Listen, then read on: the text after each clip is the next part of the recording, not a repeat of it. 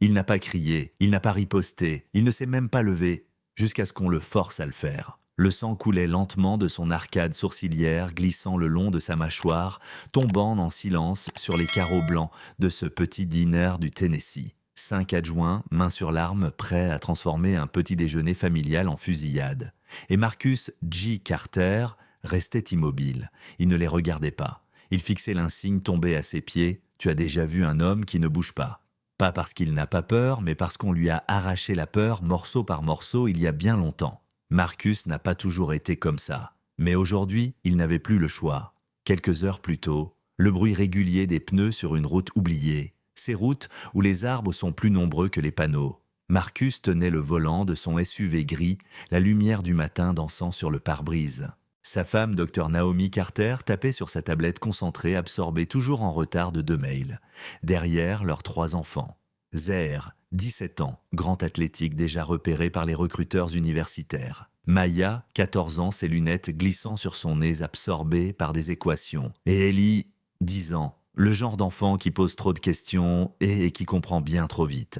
Les Carter n'étaient pas des célébrités, mais ils étaient accomplis et noirs. Et ici, ça voulait dire autre chose. Marcus avait servi 18 ans. Navy SEAL, reconnaissance. Mission fantôme dont il ne parlait jamais. Mais aujourd'hui, dans cette bourgade, il était juste un homme noir avec sa famille. Le moteur tout sauta. Un bruit étrange. Une lumière s'alluma sur le tableau de bord. « Tu penses qu'Enurk tiendra jusqu'à Atlanta ?» murmura Naomi sans quitter son écran. « On va s'arrêter bientôt, et sans ses petits-déj. » « Dans un endroit sûr ?» ajouta-t-elle doucement. Il ne répondit pas. Il n'avait pas besoin. Ils savaient tous les deux ce que cela voulait dire. Le Walker's Diner se trouvait juste après Main Street.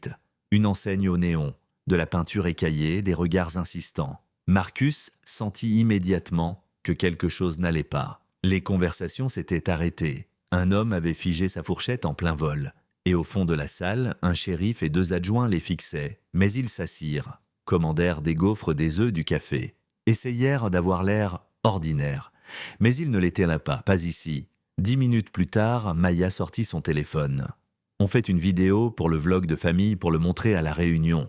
Avant même que Marcus ne réponde, une voix glaçante coupa court à tout. Pose-moi ce téléphone immédiatement. Un adjoint grand bras, croisé, main déjà proche de la ceinture. Maya sursauta. Je filmais juste mon petit frère. Personne t'a donné l'autorisation d'enregistrer des officiers. Naomi intervint, calme mais ferme. Elle est mineure, et on est dans un lieu public. Le shérif se leva lentement comme s'il savourait chaque seconde. « Vous faites quoi ici exactement ?» Marcus le regarda, calme, droit. « On prend le petit déjeuner. » Silence. La serveuse s'immobilisa la cafetière en l'air. Un couple au fond détourna les yeux. Le shérif esquissa un sourire en coin. « Vous me semblez familier. » Et là, quelque chose s'alluma dans les yeux de Marcus.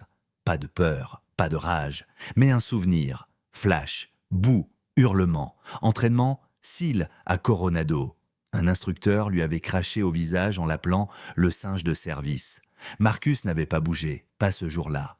Mais il avait couru 10 miles de plus cette nuit-là. Et répété encore et encore, « Ils ne me briseront pas. » Retour au dîner. Cette même phrase pulsait dans sa poitrine. Naomi posa une main douce sur la sienne.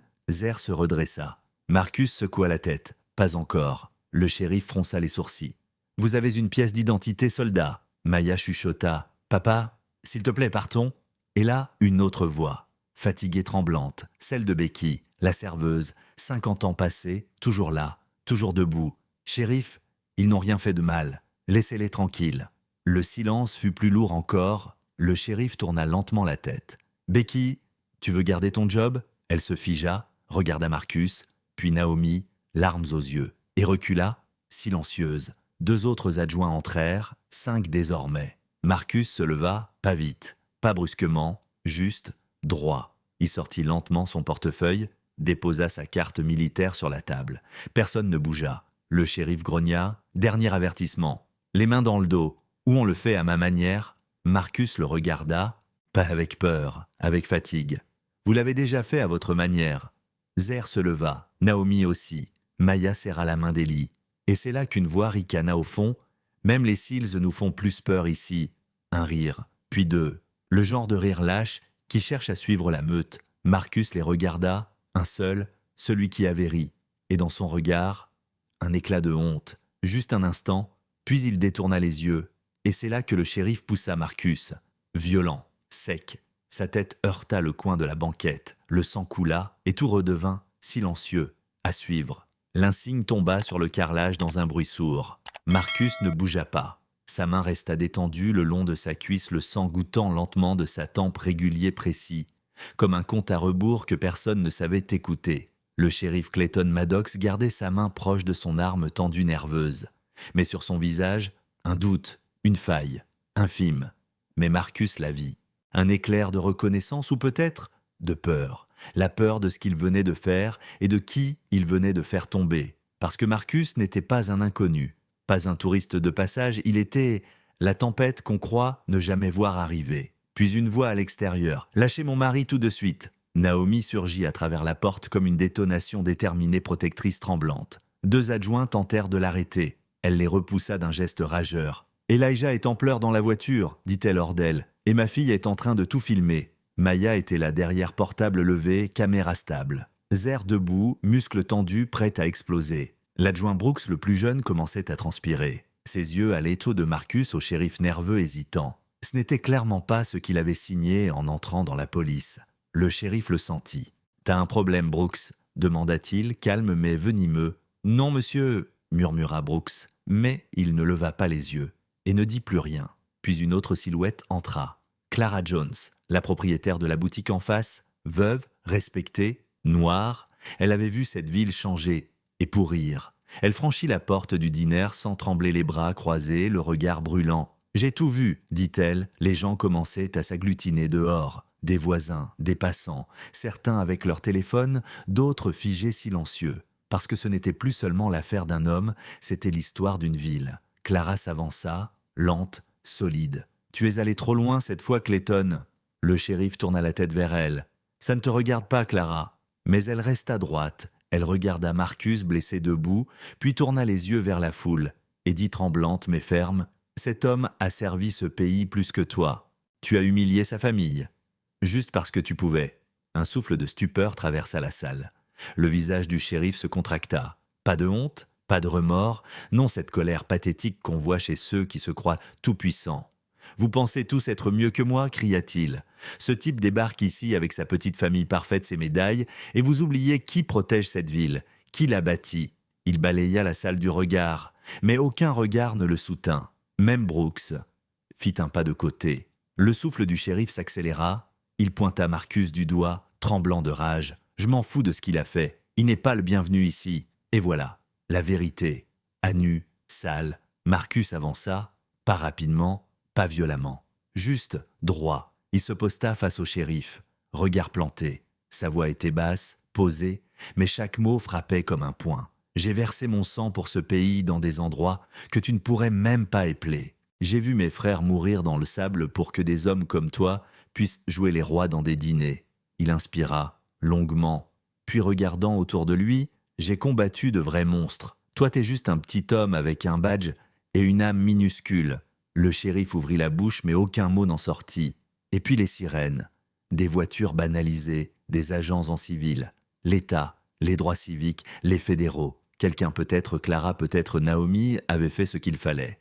Un inspecteur s'approcha badge tendu. « Clayton Maddox, vous êtes en état d'arrestation pour violation des droits civiques, usage excessif de la force et obstruction à la justice. » Un murmure remplit la salle. Marcus ne sourit pas. Mais pour la première fois, il respira. Menotté, le shérif sortit du dîner et sur son visage, un éclair. Pas de rage, pas de fierté, mais peut-être un début de peur ou de prise de conscience. Ou simplement la fin d'une illusion. Ce soir-là, le dîner était vide. Marcus et Naomi mangeaient une part de tarte entourée de leurs enfants. La serveuse, une nouvelle, posait les assiettes en silence respectueuse. Clara vint leur poser une main sur l'épaule. « T'as pas seulement défendu ta famille ?» dit-elle. « Tu nous as défendus tous. » Marcus regarda par la fenêtre vers cette ville qui un instant avait tout vu, mais n'avait rien dit, jusqu'à ce qu'il soit trop tard pour se taire, et juste là sur le trottoir, un homme, celui qui avait ri, plutôt restait planté. Il ne dit rien, mais hocha la tête, juste un peu, comme une excuse qui n'ose pas passer les lèvres. Marcus ne répondit pas. Il regarda simplement, l'homme tournait les talons. 3 semaines plus tard, la presse nationale titrait «Un imbécile démantèle le racisme dans une petite ville du Sud». Les débats fusaient, certains criaient, d'autres se taisaient. Mais la vérité était là. La justice ne vient pas toujours en uniforme. Parfois, elle saigne. Elle reste debout et elle regarde le monstre droit dans les yeux. Et maintenant, je te pose la question. Toi, dans ce dîner, tu aurais parlé comme Clara, tu aurais ri, tu aurais détourné les yeux ou tu aurais agi parce que parfois, on croit savoir qui on est. Jusqu'au jour où c'est à nous de choisir. Alors qu'aurais-tu fait? Laisse ton avis dans les commentaires. Dis-nous qui avait raison, qui avait tort. Et si tu penses que d'aussi que des histoires tôt comme celle-ci méritent d'être entendues, like, abonne-toi et partage cette vidéo. Quelqu'un quelque part attend qu'on le voie.